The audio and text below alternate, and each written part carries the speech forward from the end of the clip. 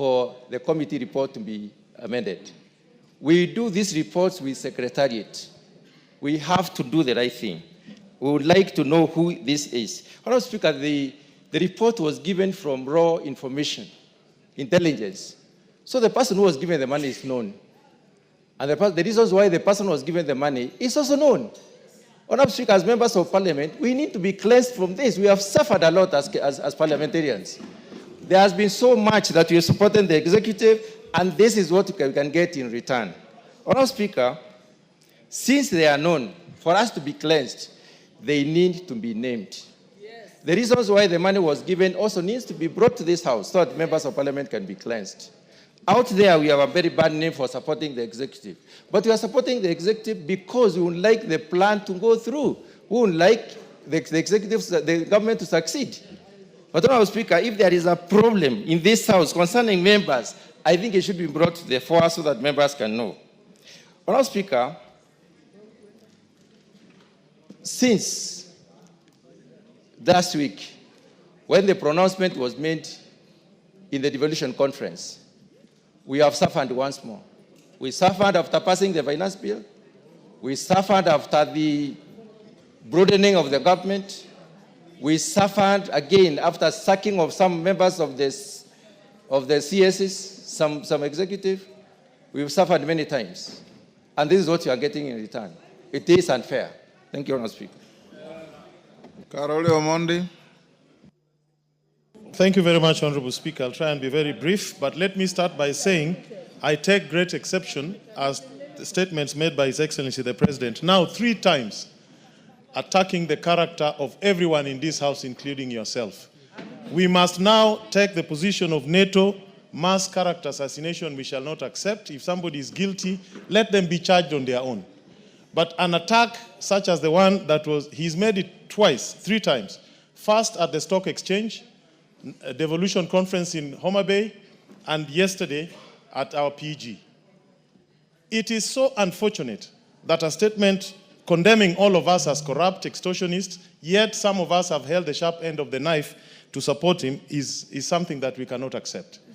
And Mr. President must either bring the evidence, take those people to court, or apologize and withdraw. And let me also say something. I'm very happy that Chairman Jailak has read out the Constitution. A lot of misinformation and reading of the law upside down happened at our PG yesterday. The allegation that the Senate has no power to oversight the county government has now been debunked. Article 96 of Article 3 of the Constitution is clear on that. Let me also debunk a few things on the NGCDF. The national government has the power to establish special funds to discharge its functions. And under Article 6, the national government can devolve its functions to the sub-counties, which form a constituency. In a presidential system such as the one we have, there is nothing wrong by the national government having NGCDF as its own fund, funded from the shareable revenue allocated to it. In any event, even if we don't have the NGCDF, the funds for the NGCDF will not be taken to counties. The counties will not receive it. But to make matters worse, the law is being misinterpreted by the Right Honorable Raila Amolo Odinga. In a parliamentary system, the members of parliament form the government, the prime minister and his ministers. The members of parliament sit in the executive. They design projects, they implement, they oversight. Let him see what is happening in the House of Lords, in the House of Commons in England. What is happening there? Why can't he say MPs cannot do what we are doing here? That is the wrong application of the law. And yesterday I was very upset because there is state capture in this country. Let this house today, let us look at what is happening at the e-citizens. How many pipes are leaking government revenue to private pockets? Do your work as members of parliament. Let us call them out. Sugar mills were privatized. Workers are being fired. Let us know who took over the sugar mills built by public funds without competition. Let them tell us. I have a question in the floor of this house calling the Minister for Treasury to come and explain to us. Let us take the war to them. Let us take the war to them. If they want, we will give.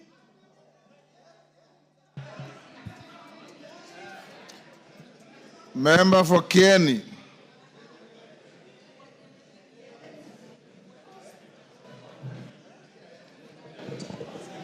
Thank you. Thank you so much, Mr. Speaker, for the opportunity. On this hour and this moment, I want to say that this House is under siege for all of us, inclusive, Mr. Speaker. You are in this House to preside over it, and when we are under attack, you are the first person on the line of attack. I really want to say that this is the government, the executive, which we have worked and we have given it our sweat and our blood to make it to where it is now. We have lost properties. We have lost reputation. We have lost credibility in our own constituencies. We have business partners we work with. Whenever we visit them for business, other than the parliament, they see us, we are taking corruption into their own offices. And it is for that purpose, Mr. Speaker, we would want to say that whoever suggests that we are corrupt, they should, and we are not, they should go to the same venue, tell our wives, tell our children, tell our business partners, tell our friends that that was a very erroneous statement that came from the first, none other than the head of state for this country. Because the first question I got when I went home last night from my wife, he wanted to check my pocket if I had any illegal money. And I really want to rest my case that we earn our sweat by offering services to this government through this parliament. Thank you. Member for Bumula. Honorable Speaker, I was very shocked yesterday by the sentiments of His Excellency the President. Members, let's listen to one another. You will add me some 30 seconds, Honorable Speaker. Honorable Speaker, the Constitution is very clear. Chapter 8, 9 and 10 is very clear in terms of roles of Parliament, Judiciary and the Executive. This House is self-regulating through the Committee of Powers and Privileges chaired by none other than the Speaker himself. Mr. Speaker, this House has done well. As a National Assembly, we've risen to the occasion. When we called out on Shah, during Adani, now the Committee on PAC has done very well with e-citizen. And my guess is good, because I think that is where the rage is coming from. They have come out to unmask the culprits of e-citizen and how money is being stolen. Honorable Speaker, this House, this floor impeached a minister of government, Honorable Mithika Linturi. We have done well, Honorable Speaker, as a parliament. It is wrong, Honorable Speaker, for a president to say he's fed on raw intelligence, Honorable Speaker, and moves to make such accusations against us. Honorable Speaker, in law, and you know better than me, anybody who becomes aware of a crime and keeps quiet of it is an accomplice. As we speak, the Honorable President is an accomplice, Honorable Speaker. Why was he giving the 10 million shillings? Order, Wamboka. I referred you to Standing Order 87. You want to discuss the person and conduct of the President? Bring a motion. Well guided, Honorable Speaker. Yes. Read your standing orders. Well guided, Honorable Speaker. Honorable Speaker, the President has all instruments. The President has all instruments. Order, Otieno Amolo, what is it?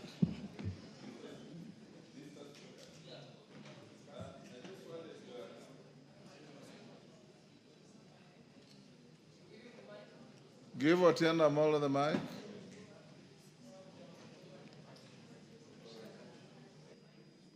What's happened? Move to the... Mr. Speaker, yes. As you know, I respect your guidance and rulings, but I had intended to bring this letter for your formal guidance on content of speeches. 87.1. Mr. Speaker, it's my understanding that what you cannot discuss is the conduct of the President, but you can discuss his speech. I'd like you to give a ruling on that. As we sit here, I have no speech from the president to discuss. You know very well, Honorable Tienda Molo, that when the president addresses the House, he makes a speech, and I allow you to debate it for 3 days. As it is here, I have no speech that can guide me on what you should debate. So Amboka, go on. There is a thin line, Honorable Speaker, of what we are discussing, but I think the point is made. Our thinking, Honorable Speaker, is someone is trying to get to NGCDF, KERA, Honorable Speaker, and other funds that are devolved through this House, Honorable Speaker, and that is unacceptable, Honorable Speaker. To the extent, Honorable Speaker, that you are a member of Parliament, number one, member of National Assembly, that we see the kind of headlines that we see, like what was there today, Honorable Speaker, add me 2 minutes, I was distorted, Honorable Speaker.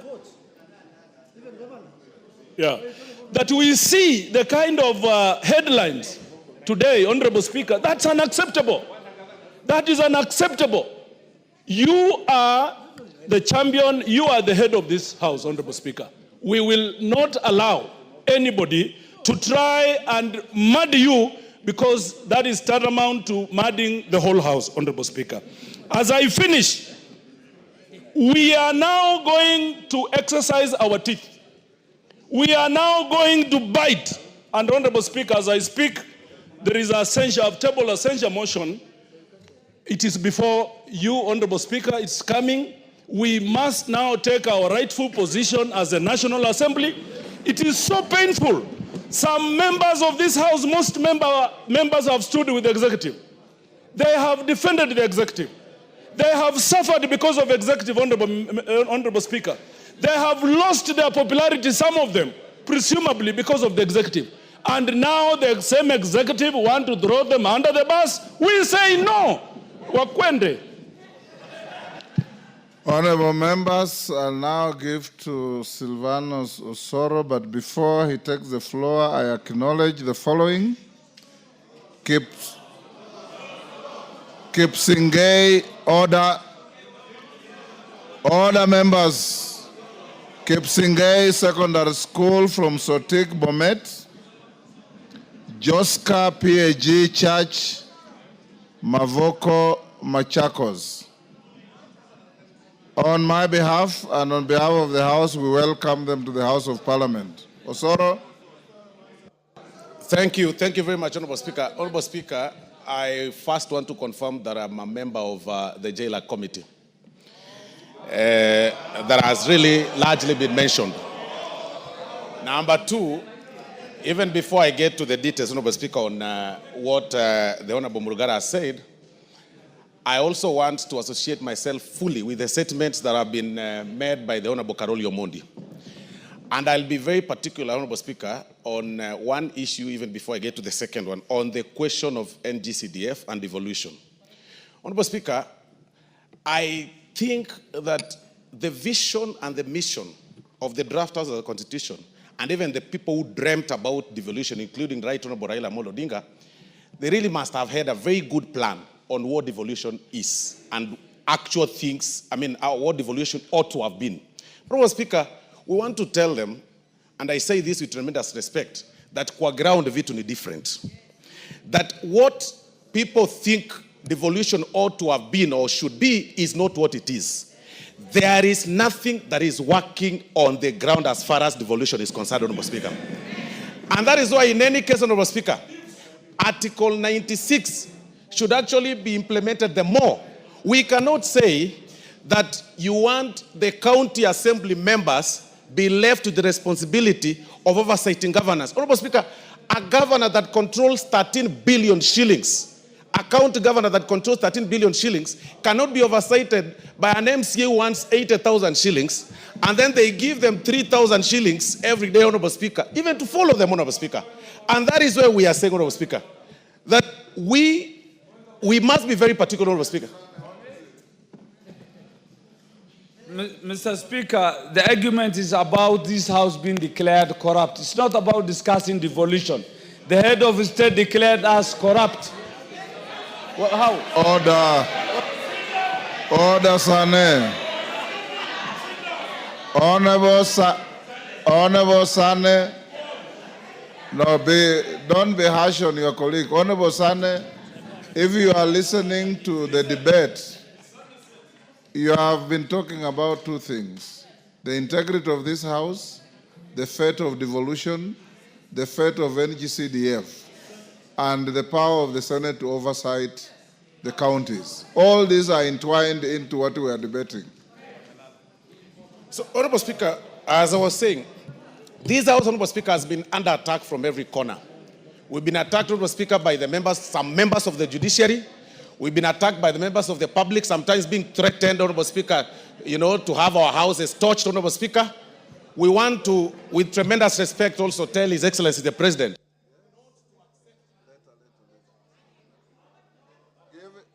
Give him a minute. We want to tell His Excellency the President of the Republic of Kenya that now that attacks are coming from all over, I want to inform him, Honorable Speaker, that he should not take the invitation to also join the bandwagon that attacks this House. Because this House, if somebody claims that they brought money to a certain committee or to a particular chair, then especially on a bill that is actually sponsored by the AG from government, then that person should actually be arrested the more, because he is the one picking money from the public side and then to try and bribe the members of parliament, Honorable Speaker. Because this House, Honorable Speaker, has been under attack from every corner. And it should actually not be happening. Today, as we are speaking, Honorable Speaker, people are already complaining about KERA. They want the KERA funds to be reverted to the counties. They want NGCDF to go. But, Honorable Speaker, you will need a microscope to see what governors or county governments are doing, Honorable Speaker, because there is nothing that is being done, Honorable Speaker. Time up. Time up. Parashina. Thank you, Mr. Speaker. Thank you also for standing for to be one of the leaders to be counted in this country for defending Parliament. Mr. Speaker, I only also need to comment on three things, or four: doctrine of separation of powers that we saw yesterday, and we need to remind the executive we don't work under their mercy. Number two is yesterday I witnessed executive, that's the president, lecturing members of Parliament, trying to create intimidation. We want to tell him that we are not going to go through intimidation here or outside. We will continue doing our duties without being coerced. We also need to remind the executive through the president and Mr. Raila that he should respect Parliament every time. He is leading executive, judiciary should be respected, and Parliament should be respected. Suggestions that Mr. Speaker came, which also brought yesterday, is about us in the committee. They alluded that when we summon state agencies or even PSs or ministers, they say that we keep asking them for money. Then the question is, how are we going to do our oversight role? If at all, they are saying that we are looking for money. It is our duty to do our oversight role, and I can tell them it is no longer going to be business as usual. And the last one is an independent investigation. If possible, let the president or this House establish an independent investigation where the executive can submit evidence where this House has been involved in corruption. But we cannot allow it, like saying a pot. How can a pot say that the pan is black? It is not possible. Thank you, Mr. Speaker. Jane Kagiri.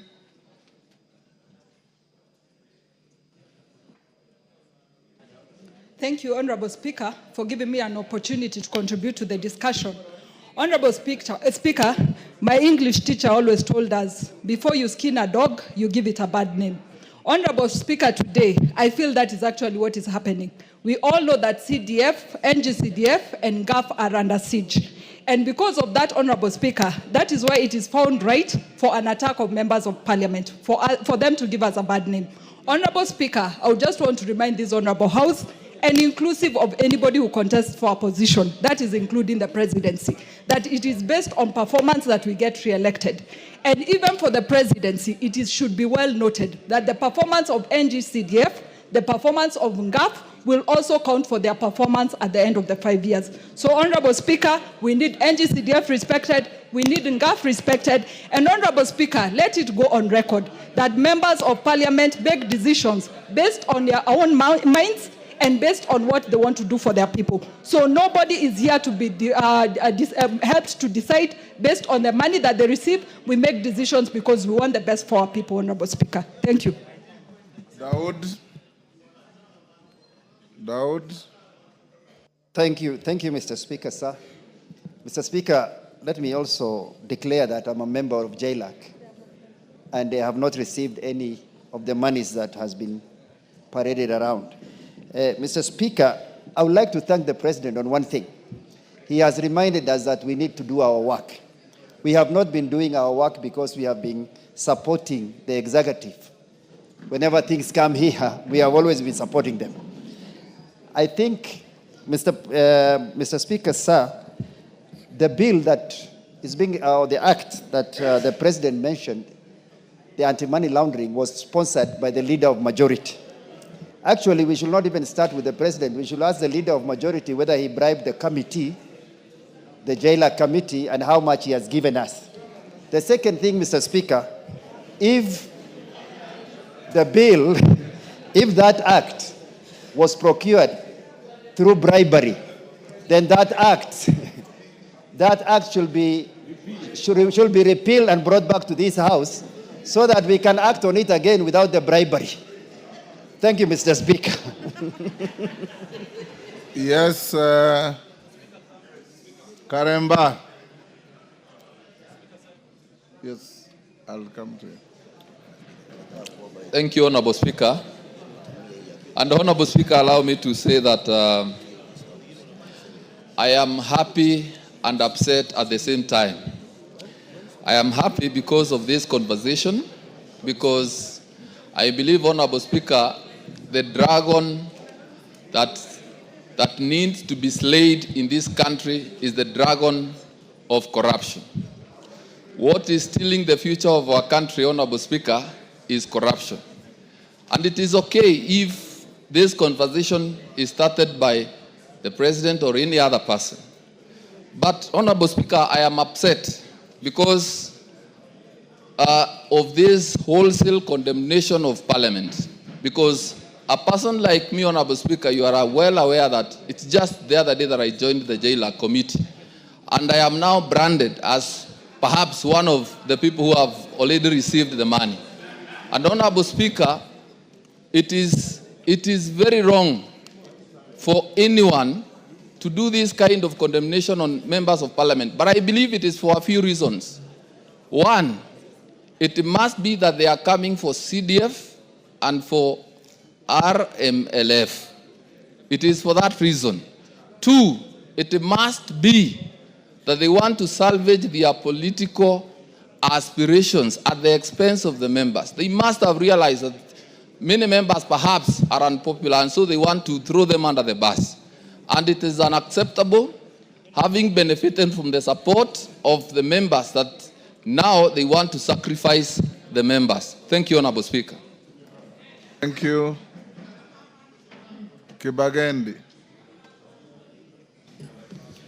Osero, you are not Kibagendi, are you? He borrows my name sometimes. Order. You are known in this House as Osero. Take your seat. Thank you. Thank you, Honorable Speaker, for giving me this opportunity. It is the classic case of the skunk calling the pig stinky. The President, who himself bears responsibility for questionable governance decisions, erred gravely in issuing a blanket condemnation of this august House. While Parliament is not without flaws, indeed, dismissing it wholesome is unfortunate by the head of state and hypocritical an affront to the very democratic institution that gives legitimacy to the presidency. Constructive criticism is welcome, but scapegoating an entire arm of government for failures that cut across the executive is both disingenuous and dangerous for our country. The president needs, going forward, to do proper investigations. He said he gets information from NIS and DCI. He needs to do proper investigations before he can condemn the entire House. But again, sometimes we have to tell those who call us names that they need to look in the mirror. Kenyans know that the temple of corruption is actually State House. Thank you, Honorable Speaker. Yes, Lel Mengit.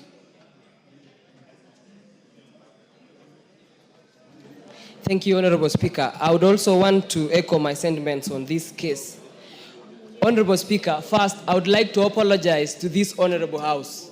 Because a few years, Honorable Speaker, when I was in the university, I used to call the members here pigs.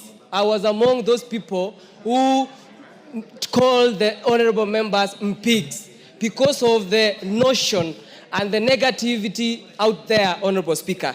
Now, Honorable Speaker, I sit in this position as a member of Parliament, and now the ball is on my court. Honorable Speaker, I have realized that there is an enormous task bestowed to these honorable members, all the way as representatives, legislators, and oversighting responsibility. Honorable Speaker, I want to state this categorically, that even on the issues of NGCDF, as part of the representative duty that we do as honorable members, we cannot find substantive projects across the constituency or in the county governments that have been done by the county governments. Honorable Speaker, it's in my entire ward, Kilibwani ward constituency, I cannot find any single project that was done by the county governments.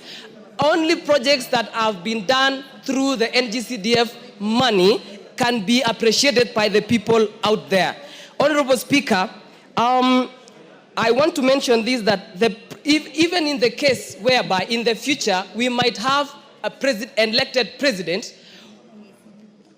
similar to the, I don't want to mention names, but the president who will be giving resources basing on the shareholding basis, probably other counties and other regions of this country will be discriminated.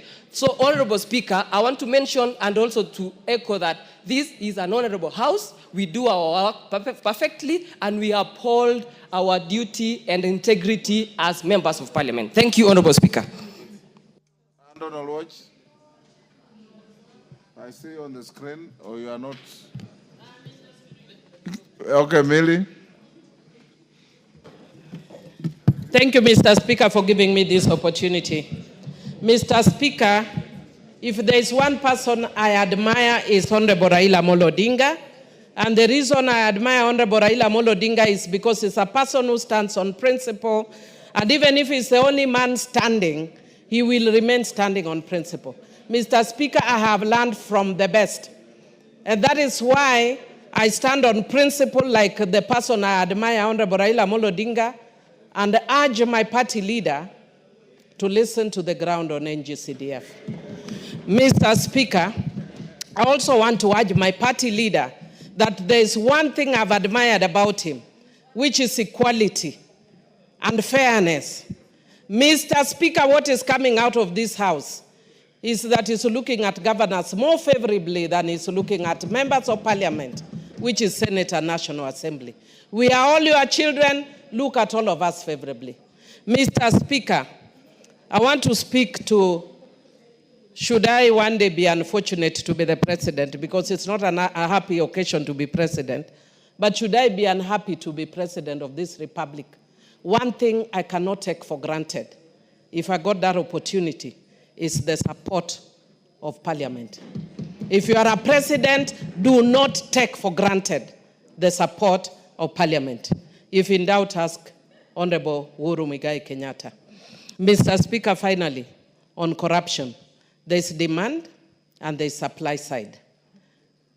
We have heard and we keep hearing a lot on supposed or alleged demand. As a governance expert, tell us the supply side. If you are serious about dealing with corruption that is bedeviling this country, let us look at demand and the supply side. And as a Christian, Mr. Speaker, I want to remind us that I was taught a song. Kila mtu atauchukua mzigo wake mwenyewe.